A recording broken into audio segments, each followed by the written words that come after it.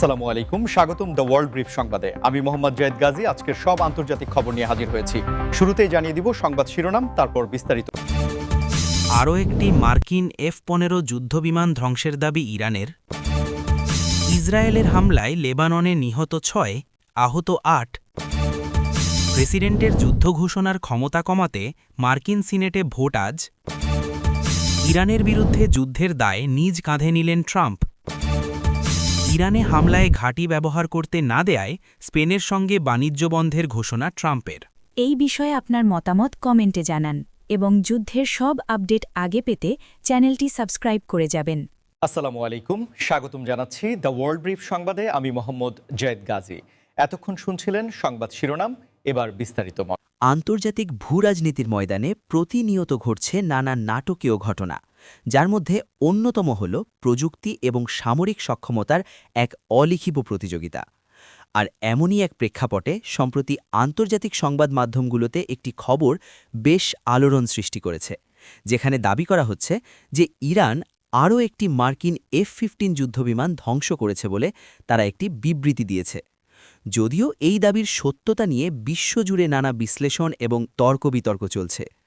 আধুনিক এভিয়েশন জগতের অন্যতম অত্যাধুনিক এবং শক্তিশালী একটি আবিষ্কার হল এই F-15 বিমান, যা তার অবিশ্বাস্য গতি, উন্নত radar system, air two air combat বা আকাশপথে আধিপত্য বিস্তারের সক্ষমতা এবং প্রযুক্তিগত উৎকর্ষের জন্য বিশ্বব্যাপী সামরিক মহলে অত্যন্ত সমাদৃত।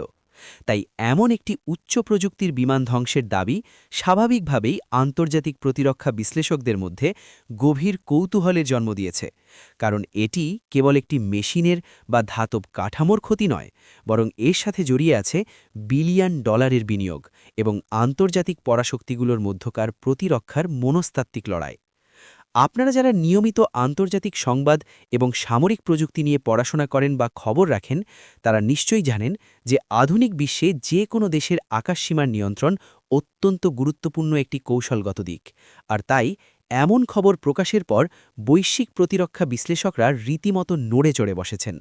তারা হিসেব মেলাতে চাইছেন যে সত্যিই কি আধুনিক এয়ার ডিফেন্স বা আকাশ প্রতিরক্ষা ব্যবস্থায় বড় কোনো পরিবর্তন আসতে চলেছে কিনা, নাকি এটি নিছকই একটি প্রোপাগান্ডা বা তথ্যযুদ্ধের অংশ। এই ধরনের ঘটনাগুলো যখন ঘটে, তখন এর প্রভাব শুধু সামরিক বা প্রতিরক্ষা খাতেই সীমাবদ্ধ থাকে না, বরং গ্লোবাল মার্কেট, বিশেষ করে যারা ডিফেন্স কন্ট্রাক্টর বা বড় বড় প্রযুক্তি কোম্পানিগুলোর শেয়ার বাজারেও এর একটা বড় ধরনের প্রভাব পরিলক্ষিত হয়, যা শেষ পর্যন্ত বিশ্ব অর্থনীতিতে একটি ছোটখাটো ঢেউ তৈরি করতে পারে, কারণ বিনিয়োগকারীরা সবসময়ই নিরাপদ এবং প্রমাণিত প্রযুক্তির দিকে ঝুঁকতে পছন্দ করেন। অন্যদিকে ইরানের এই দাবির পাল্টা কোনো জোরালো প্রমাণ বা মার্কিন প্রশাসনের পক্ষ থেকে আনুষ্ঠানিক কোনো স্বীকারোক্তি এখনও পুরোপুরি স্পষ্ট নয়, ফলে এটি এক ধরনের ইনফরমেশন ওয়ারফেয়ার বা মনস্তাত্ত্বিক চাপ সৃষ্টির কৌশল কিনা তা নিয়েও আন্তর্জাতিক সম্পর্ক বিশেষজ্ঞরা গভীর প্রশ্ন তুলছেন। মধ্যপ্রাচ্যের সংঘাতপূর্ণ পরিস্থিতি যেন কিছুতেই শান্ত হওয়ার নয়, এবং যুগের পর যুগ ধরে এর সবচেয়ে বড় এবং মর্মান্তিক মূল্য চোকাতে হচ্ছে সাধারণ মানুষকে, যেমনটি আমরা দেখছি লেবাননের সাম্প্রতিক অত্যন্ত দুঃখজনক ঘটনায়, যেখানে ইসরায়েলের হামলায় অন্তত 6 জন নিহত এবং 8 জন আহত হওয়ার খবর পাওয়া গেছে, যা মানবিক দৃষ্টিকোণ থেকে অত্যন্ত হৃদয়বিদারক এবং আন্তর্জাতিক সম্প্রদায়ের জন্য একটি বড় উদ্বেগের কারণ হয়ে দাঁড়িয়েছে। এই ধরনের অনাকাঙ্ক্ষিত সংঘাত যখন ঘটে, তখন শুধু যে নিরীহ মানুষের প্রাণহানি হয় তা নয়, বরং একটি দেশের সার্বিক অবকাঠামো, অর্থনীতি, যোগাযোগ ব্যবস্থা এবং মানুষের মানসিক স্বাস্থ্যের ওপর যে সুদূর প্রসারী ও দীর্ঘমেয়াদী নেতিবাচক প্রভাব পড়ে, তা পরিসংখ্যান দিয়ে হিসাব করা অত্যন্ত কঠিন। লেবানন এমনিতেই গত কয়েক বছর ধরে চরম মাত্রায় অর্থনৈতিক সংকট, মুদ্রাস্ফীতি, বেকারত্ব, বৈরুত বন্ধনের সেই ভয়াবহ বিস্ফোরণের ক্ষত এবং অভ্যন্তরীণ নানা রাজনৈতিক টানাপড়নের মধ্য দিয়ে যাচ্ছে। আর ওপর এই ধরনের বাহ্যিক আঘাত তাদের জাতীয় সংকটকে আরও বহুগুণে ঘনীভূত করছে। আন্তর্জাতিক মানবাধিকার সংস্থাগুলো, রেড ক্রস এবং জাতিসংঘের মতো প্রতিষ্ঠানগুলো বারবার বিশ্ব নেতাদের প্রতি আহ্বান জানাচ্ছে যেন যে কোনো পরিস্থিতিতে সাধারণ নাগরিকদের সর্বোচ্চ নিরাপত্তা নিশ্চিত করা হয়, কারণ যে কোনো ধরনের সংঘাতে শিশু, নারী এবং বয়স্করাই সবচেয়ে বেশি ক্ষতিগ্রস্ত হন, যাদের এই ভূরাজনৈতিক দ্বন্দ্ব বা আন্তর্জাতিক ক্ষমতার লড়াইয়ের সাথে সরাসরি কোনো ধরনের সম্পৃক্ততা নেই। আপনারা যারা নিয়মিত বিশ্ব সংবাদ দেখেন এবং আন্তর্জাতিক মানবাধিকার পরিস্থিতি নিয়ে চিন্তা করেন, তারা হয়তো খেয়াল করেছেন যে জাতিসংঘসহ বিভিন্ন আন্তর্জাতিক প্ল্যাটফর্মে এই ধরনের সংঘাত নিরসনে প্রতিনিয়ত নানা আলোচনা হয়, আন্তর্জাতিক আইন অনুযায়ী প্রস্তাব পাশ হয়, কিন্তু মাঠ পর্যায়ে বা বাস্তব ক্ষেত্রে তার বাস্তবায়ন কতটুকু হয় তা নিয়ে বরাবরই বিশ্বজুড়ে একটা বড় প্রশ্নচিহ্ন থেকে যায়। আন্তর্জাতিক রাজনীতির পাশাপাশি অভ্যন্তরীণ রাজনীতির ময়দানেও প্রতিনিয়ত ঘটছে যুগান্তকারী সব ঘটনা।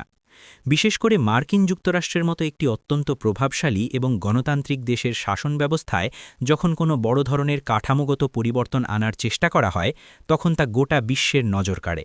আর ঠিক তেমনই একটি ঐতিহাসিক ঘটনা ঘটতে যাচ্ছে মার্কিন সিনেটে, যেখানে প্রেসিডেন্টের যুদ্ধ ঘোষণার ক্ষমতা কমানোর বিষয়ে আজ একটি অত্যন্ত গুরুত্বপূর্ণ এবং নজিরবিহীন ভোট হতে যাচ্ছে। মার্কিন যুক্তরাষ্ট্রের সংবিধান অনুযায়ী রাষ্ট্রীয় ক্ষমতা মূলত ৩টি প্রধান শাখায় বিভক্ত: নির্বাহী, আইনসভা এবং বিচার বিভাগ, যাতে কোনো এক পক্ষের হাতে নিরঙ্কুশ ক্ষমতা কুক্ষিগত না হয় এবং এই অত্যন্ত সুচিন্তিত চেকস অ্যান্ড ব্যালেন্সেস বা ক্ষমতার ভারসাম্য নীতির ওপর ভিত্তি করেই শত শত বছর ধরে আমেরিকার গণতান্ত্রিক কাঠামো শক্তভাবে দাঁড়িয়ে আছে। ঐতিহাসিকভাবে পর্যালোচনা করলে দেখা যায় ১৯৭৩ সালের বহুল আলোচিত ওয়ার পাওয়ার্স রেজলিউশন বা যুদ্ধ ক্ষমতা আইন অনুযায়ী মার্কিন প্রেসিডেন্টের হাতে কিছু বিশেষ ক্ষমতা দেওয়া হয়েছিল, যাতে যে কোনো জাতীয় জরুরি পরিস্থিতিতে তিনি দ্রুত সিদ্ধান্ত নিতে পারেন এবং সামরিক বাহিনীকে কাজে লাগাতে পারেন।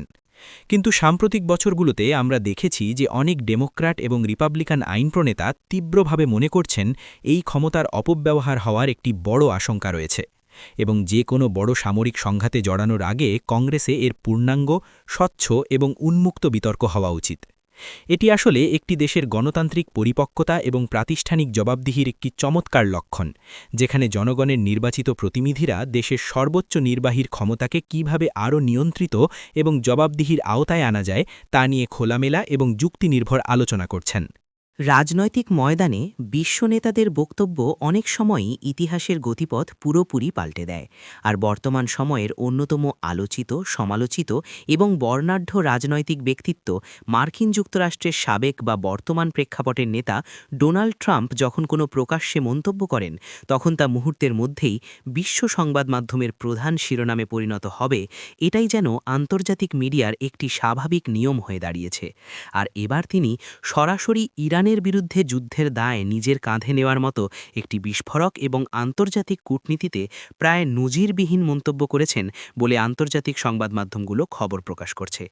সাধারণত বিশ্ব রাজনীতিতে যে কোনো দেশের রাষ্ট্রপ্রধান বা শীর্ষ নেতারা যখন সরাসরি কোনো সংঘাত বা সামরিক উত্তেজনার সম্পূর্ণ দায় নিজেদের কাঁধে নেওয়ার মতো পরিস্থিতির মুখোমুখি হন, তখন তারা অনেক বেশি কূটনৈতিক, অস্পষ্ট এবং অত্যন্ত সতর্ক ভাষার ব্যবহার করে থাকেন, যাতে ভবিষ্যৎ আইনি বা আন্তর্জাতিক দায়বদ্ধতা এড়ানো যায়। কিন্তু ডোনাল্ড ট্রাম্পের রাজনীতি করার ধরনটাই সম্পূর্ণ ভিন্ন এবং প্রথাবিরোধী। তিনি বরাবরই তার অনুসারীদের কাছে একজন স্ট্রংম্যান বা শক্তিশালী নেতা হিসেবে নিজেকে উপস্থাপন করতে পছন্দ করেন এবং যে কোনো বড় পদক্ষেপের ক্রেডিট নিজে নিতে ভালোবাসেন। তার এই ধরনের সরাসরি এবং আগ্রাসী মন্তব্যের পেছনে আসলে ঠিক কী ধরনের গভীর রাজনৈতিক কৌশল লুকিয়ে আছে তা নিয়ে আন্তর্জাতিক সম্পর্ক বিশেষজ্ঞরা রীতিমতো চুলচেরা বিশ্লেষণ শুরু করেছেন। অনেকেই মনে করছেন এটি মূলত তার অভ্যন্তরীণ রাজনীতিতে নিজের ভোট ব্যাংক এবং কট্টর সমর্থকদের চাঙা করার একটি সুকৌশল হতে পারে, যাতে তিনি নিজেকে একজন আপোষহীন এবং সাহসী নেতা হিসেবে প্রমাণ করতে পারেন। অন্যদিকে আন্তর্জাতিক অঙ্গনে এবং বৈশ্বিক কূটনীতিতে এই বার্তার একটি অত্যন্ত সুদূর প্রসারী প্রভাব রয়েছে। এটি একদিকে যেমন মিত্র দেশগুলোর প্রতি একটি সুস্পষ্ট বার্তা দেয়, তেমনি বিরোধীদের প্রতিও একটি বিশাল মনস্তাত্ত্বিক চাপ বা সাইকোলজিক্যাল প্রেশার সৃষ্টি করে।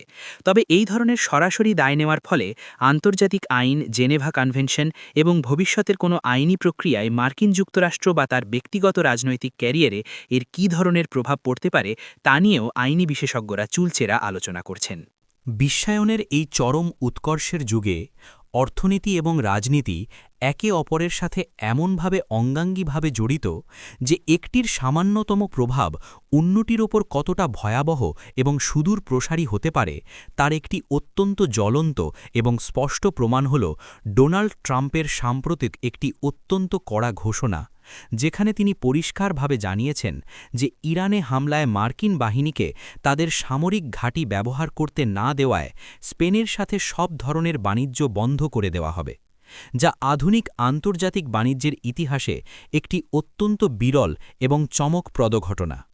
ভৌগোলিক এবং রাজনৈতিক দিক থেকে স্পেন শুধু ইউরোপীয় ইউনিয়নের একটি অত্যন্ত গুরুত্বপূর্ণ সদস্য দেশই নয়, বরং ন্যাটোর মতো বিশ্বের সবচেয়ে বড় সামরিক জোটেরও একটি অন্যতম গুরুত্বপূর্ণ অংশ, যার ফলে স্পেনের মতো একটি শক্তিশালী মিত্র দেশের সাথে এমন চরম বাণিজ্যিক পদক্ষেপ বা স্যাংশন নেওয়ার ঘোষণা পুরো ইউরোপ এবং আটলান্টিক পাড়ের দেশগুলোর মধ্যে একটি বিশাল কূটনৈতিক এবং অর্থনৈতিক কম্পন সৃষ্টি করেছে। সাধারণত আধুনিক বিশ্ব ব্যবস্থায় দেশগুলোর মধ্যে সামরিক, কৌশলগত বা পলিসিগত কোনো বিষয়ে মতানৈক্য তৈরি হলে তা টেবিল টক বা আলোচনার মাধ্যমে সমাধান করার চেষ্টা করা হয়, কিন্তু সেই ক্ষোভের জেরে সরাসরি আন্তর্জাতিক বাণিজ্য বন্ধের হুমকি দেওয়াটা প্রমাণ করে যে আধুনিক ভূরাজনীতিতে ইকোনমিক স্যাংশন বা অর্থনৈতিক নিষেধাজ্ঞাকে কতটা শক্ত এবং নির্মম হাতিয়ার হিসাবে ব্যবহার করা হচ্ছে। স্পেনের সাথে যুক্তরাষ্ট্রের বাণিজ্য ঘাটতি এবং আদান-প্রদান অনেক বিশাল, বিশেষ করে কৃষি পণ্য, জলপাই তেল, ওয়াইন, টেকনোলজি এবং পর্যটন খাতে এর একটা অনেক বড় ধরনের নেতিবাচক প্রভাব পড়তে পারে, যা স্পেনের অভ্যন্তরীণ অর্থনীতিকে মারাত্মকভাবে ধাক্কা দেবে। যে কোনো দেশে সাধারণ মানুষ, ছোট বড় ব্যবসায়ী এবং আমদানিকারকরা এই ধরনের হঠকারী সিদ্ধান্তে সবচেয়ে বেশি ক্ষতিগ্রস্ত হন, কারণ বাণিজ্য বন্ধ বা স্থগিত মানেই হল সাপ্লাই চেন বা সরবরাহ ব্যবস্থায় বিশাল বিঘ্ন ঘটা, যার সরাসরি এবং তাৎক্ষণিক ফল হল বাজারে জিনিসপত্রের দাম বেড়ে যাওয়া বা তীব্র মুদ্রাস্ফীতি দেখা দেওয়া।